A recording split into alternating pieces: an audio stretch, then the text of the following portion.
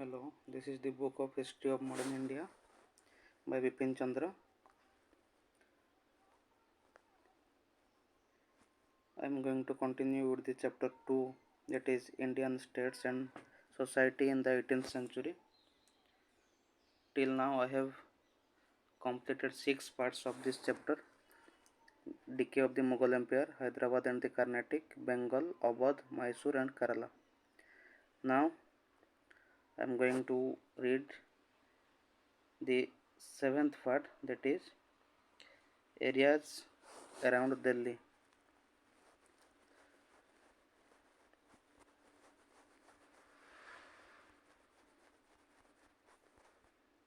This is the second chapter, Indian states and society in the 18th century.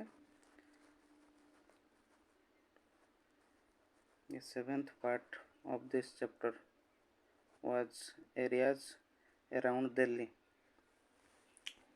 So let's start. The Rajput states. The principal Rajput states took advantage of the growing weakness of Mughal power to virtually free themselves from central control, while at the same time increasing their influence in the rest of the empire. In the reign of Farrukhsiyar and Muhammad Shah, the ruler of Amber and Marwar were appointed governor of important Mughal provinces such as Agra, Gujarat and Malwa. The Rajputana states continued to be as divided as before. The bigger among them expanded at the cost of their weaker neighbors, Rajput and non-Rajput. Most of the larger Rajput states were constantly involved in petty quarrels and civil wars. The internal politics of these states were often characterized by the same type of corruption, intrigue and treachery as prevailed at the Mughal court. Thus Ajit Singh of Marwar was killed by his own son. The most outstanding Rajput ruler of the 18th century was Raja Sawai Jai Singh of Amber, 1681 to 1743. He was a distinguished statesman, lawmaker and reformer, but most of all he shone as a man of science in an age when Indians were oblivious of scientific progress. He founded the city of Jaipur and made it a great seat of science and art. Jaipur was built upon strictly scientific principles and according to a regular plan. Its broad streets were intersected at right angles. Jai Singh was, above everything else, a great astronomer. He erected observatory with accurate and advanced instruments, some of them of his own invention, at Delhi, Jaipur, Ujjain, Varanasi and Mathura. His astronomical observations were remarkably accurate.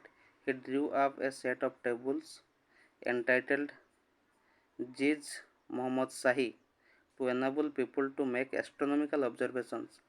He had Euclid's Elements of Geometry translated into Sanskrit, as well as several works on trigonometry and Napier's work on the construction and use of logarithms. Jai Singh was also a social reformer.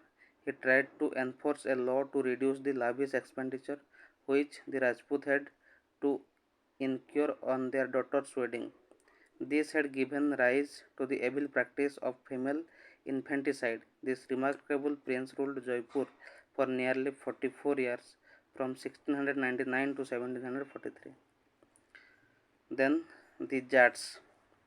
The Jats, a caste of agriculturists, lived in the region around Delhi, Agra and Mathura. Jat peasants around Mathura revolted under the leadership of their Jat zamindars in 1669 and then again in 1688. These revolts were crushed, but the area remained disturbed. After the death of Aurangzeb, they created disturbance all around Delhi.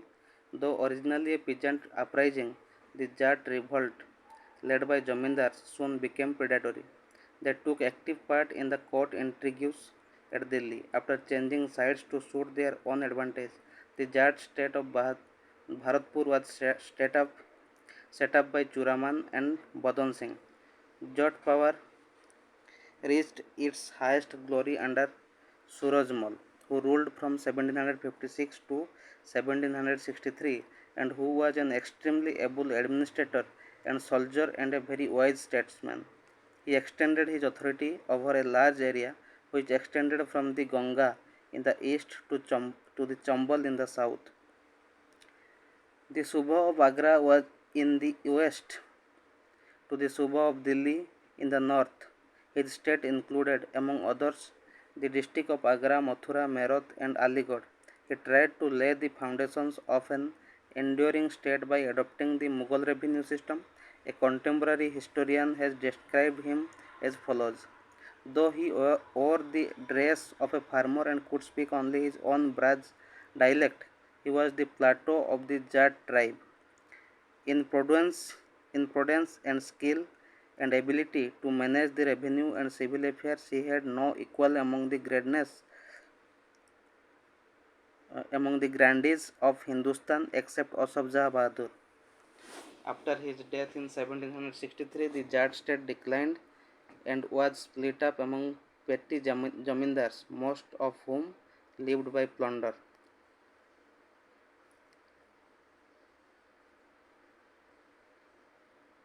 Then Bangash pathans and rohelas. Muhammad Khan Bangash, an Afghan adventurer, established his control over the territory around Farrukhabad between what are now Aligarh and Kanpur.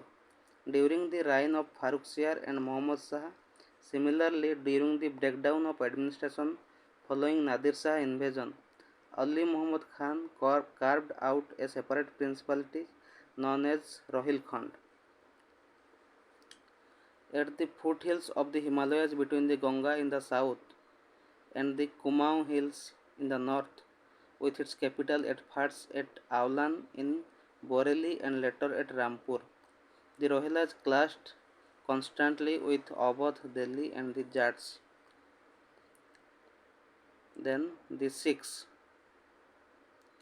founded at the end of the 15th century by Guru Nanak, the Sikh religion spread among the Jat peasantry and other lower castes of the Punjab. The transformation of the Sikhs into a militant, fighting community was begun by Guru Hargobind 1606 to 1645.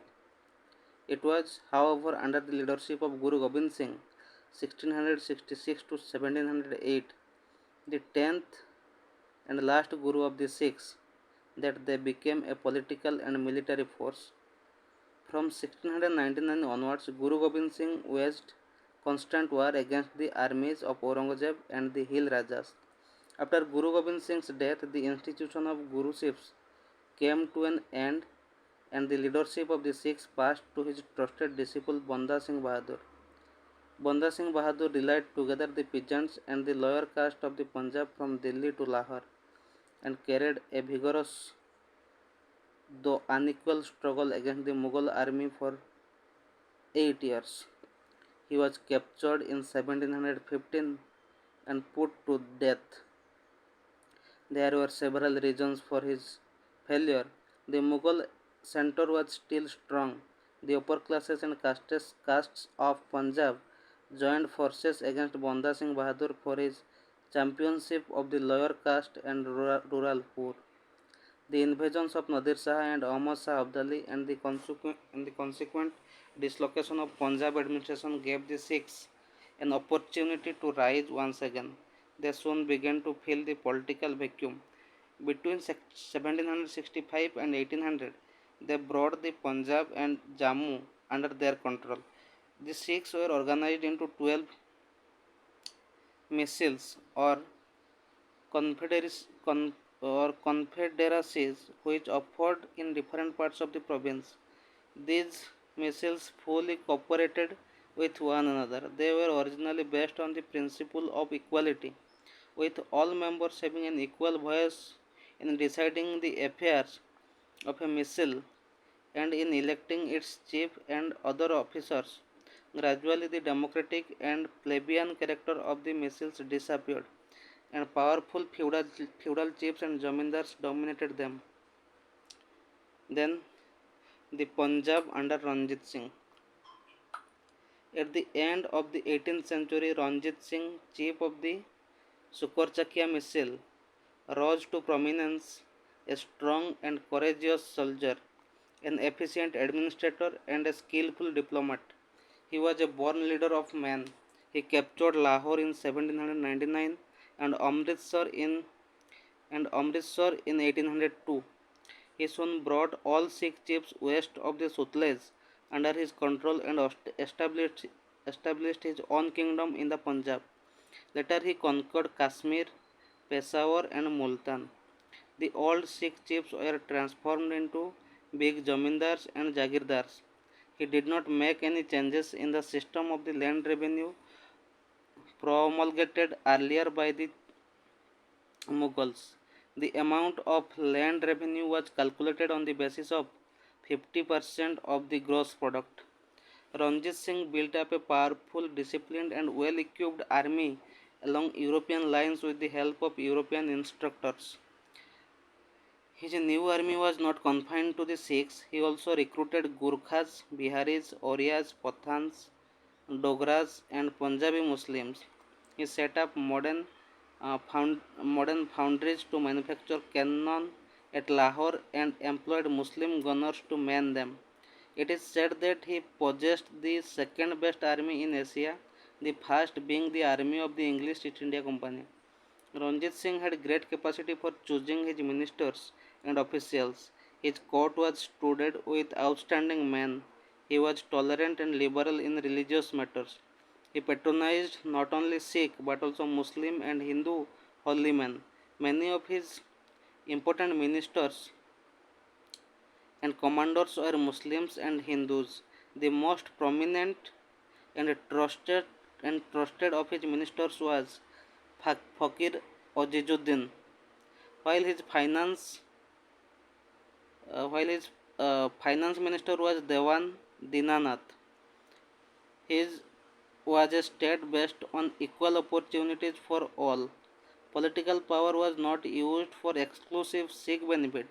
On the other hand, the Sikh peasant was oppressed by Sikh chiefs, as was the Hindu or Muslim peasant. In fact, the structure of the Punjab as a state under Ranjit Singh was similar to the structure of the other Indian states of 18th century. When the British forbade Ranjit Singh in 1809 to cross the Sutlej and took the six states east of the river under their protection, he kept quiet for he realized that his strength was no match for the British. Thus, by his diplomatic realism and military strength, he temporarily saved his kingdom from English encroachment. But he did not remove the foreign threat, he only left it for his successors.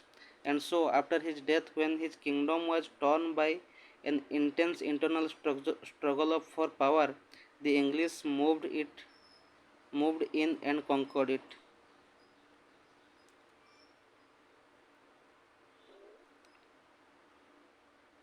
So this was the seventh part of the second chapter.